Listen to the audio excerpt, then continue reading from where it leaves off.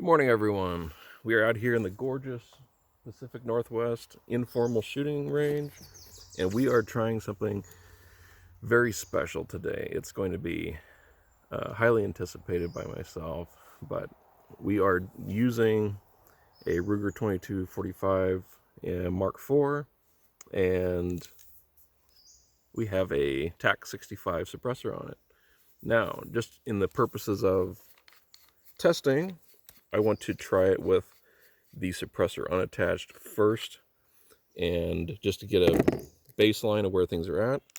We're using a Super Subsonic brand of 22 ammo here, so we are going to just establish a baseline for the volume and then try it with the suppressor for the fun of it.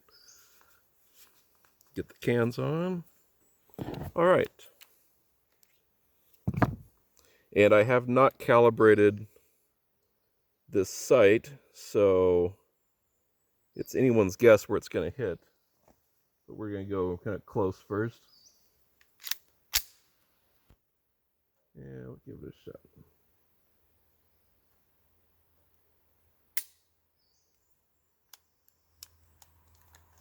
Okay.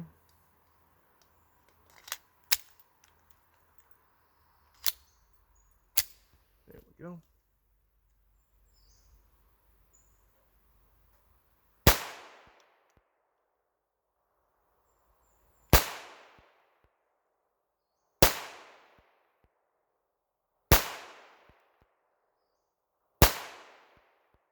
All right.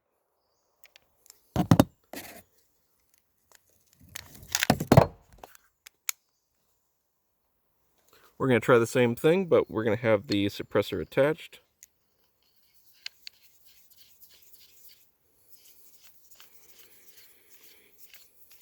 And here we go.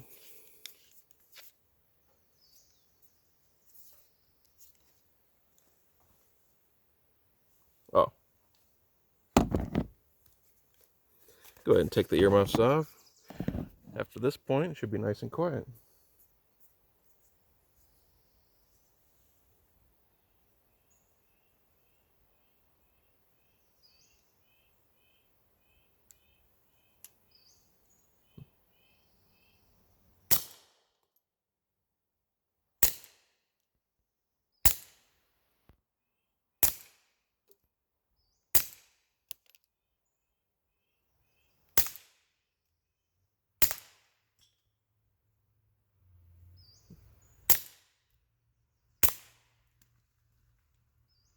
All right.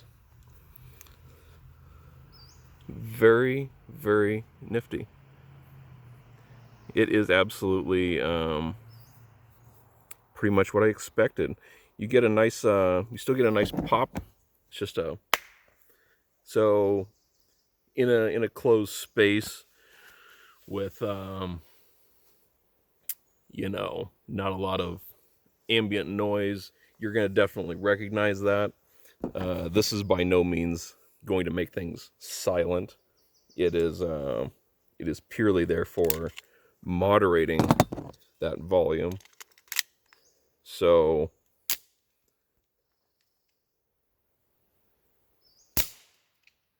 there's definitely no doubt that we're dealing with a gunshot there, and it wouldn't fool anybody.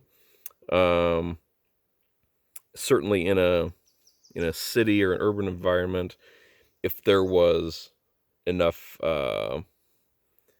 environmental noise going on, I think you would distinguish that right off the bat. Hey, that's a gunshot. But in a really quiet environment, like we're out here in middle of nowhere, and you really just hear the birds and maybe the occasional car driving by, it's very distinctive, and there's no doubt whatsoever. So that's awesome. This was a long time in the process to get to this moment, and I'm pretty excited to try it out. I'm gonna get my sight zeroed in. Maybe I'll take it off, try the iron sights as well, and just get an idea of if the suppressor affects point of aim, point of impact. But I'm pretty excited. I like it so far. I'm gonna stop the video, and we're gonna come back when we try a few other toys out here.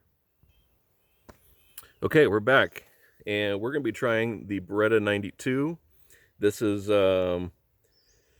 again, another long time purchase that I've always been curious about. This is the Model 92F, not the FS.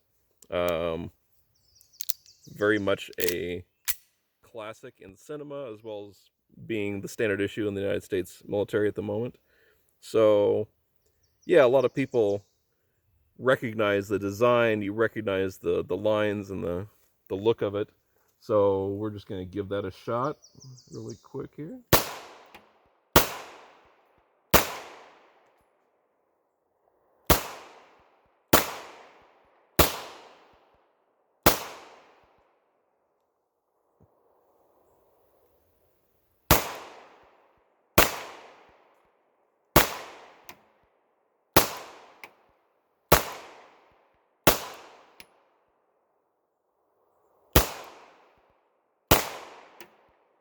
Right. Yeah, that's again about what I expect for. It's very manageable. It's very easy to control. Being a larger size, full frame 9mm, it's just need a little bit of practice to get the aim point down.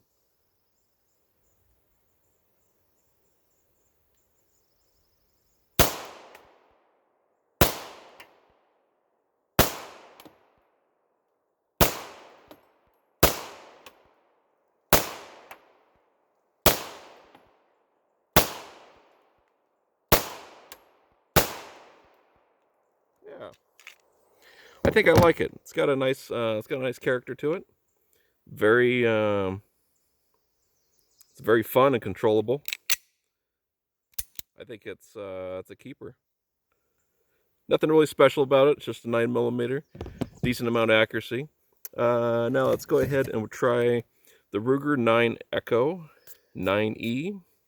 Had this for a while. It was just kind of an impulse buy, I think, and never really got a chance to try it until now. So don't have a lot of targets left. Let's just see what we can do.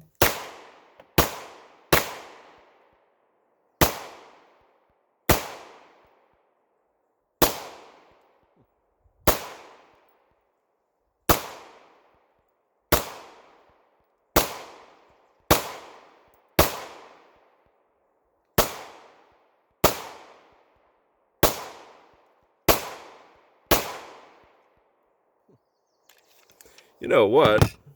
First impressions, I actually like this better than the Beretta 92 in some ways. This feels like it's hitting more consistently at point of aim, and it's certainly just right on there. I mean, it's really easy just to point it, aim at your, and hit what you're aiming at, and that's I'm really kind of surprised. It feels a little better in the hand, which I think is due to the polymer frame versus the steel frame of the Beretta. You don't feel that kick quite as much. It has a little more give to it. So I'm pretty excited by that, honestly. I think that's going to be a great addition. I'm going to put some more targets up. I'll be right back. Okay, guys, this is another long time bucket list item. The 44 Magnum, a Ruger Super Blackhawk. This is the new model Super Blackhawk. And an old farmer had it, and he gouged up the bottom of the barrel and the ejector rod by probably leaning on a fence post and chewed it up. So it was a bargain price. It's got a nice big hoe grip on it. Get a nice good grip on that. You're gonna need it. We're shooting full house 44 Magnum. These are nice big suckers. These are 240 grain. This is gonna kick like a mother. So we're gonna want to be really careful. But yeah, I'm excited about this personally. Woo-hoo-hoo! That definitely jumps a little bit.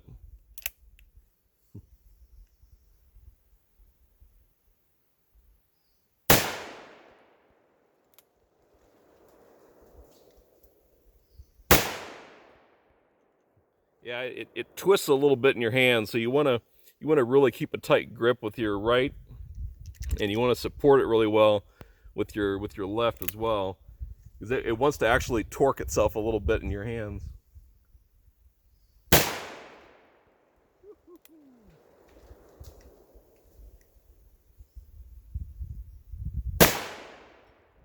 Yeah. All right, so we open the loading gate, and we just give it a little rotate, and we hit the ejector rod, and you have to line it up just right.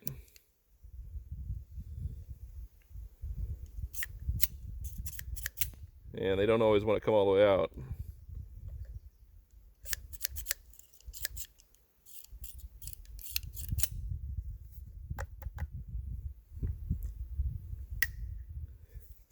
So the brass will flare out a little bit, and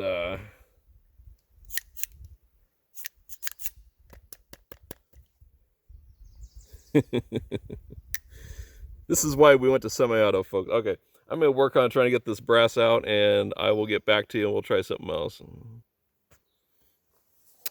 All right, we're back trying a couple things. This is a different brand of Subsonic. This is a Remington Subsonic, and this is going to be Federal full house, about 1,200 feet per second muzzle velocity. So we're going to see if there's a difference between subsonic and regular ammo with the suppressor attached.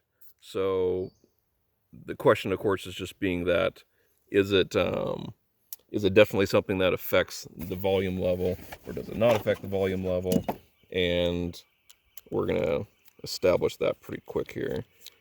Also, I'm going to go with iron sights instead of the sight, since I don't think it was zeroed in very well, and I'll get that zeroed in later. But let's try the subsonic. This is the regular 22 Federal. This is probably going to be noisier, but I don't know for sure.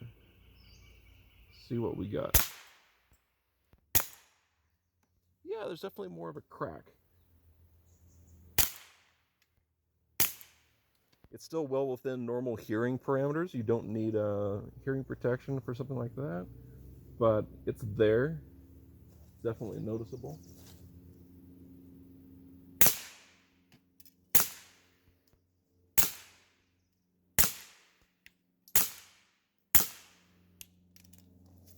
Okay, that hits right at point of aim with the suppressor attached, and I think it's still very reasonably a reasonable amount of volume.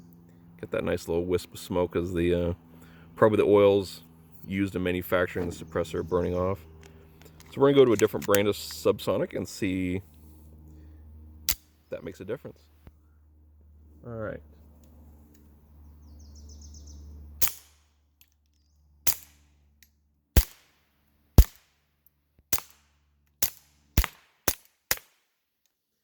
The loudest noise is the target getting hit by the bullet, but certainly subsonic does make a difference. So there was some debate about the length of the barrel not generating enough velocity, but for the bullet to break the sound barrier. I think this is just long enough where they are actually breaking the sound barrier and you get that crack, but subsonic makes a significant enough difference with the volume that it's worth buying subsonic when you're using a suppressor. So I like the TAC 65 so far. I think it was definitely, it makes the shooting experience more enjoyable when it's not as noisy. And yeah, thanks for watching, guys. We'll see you next time.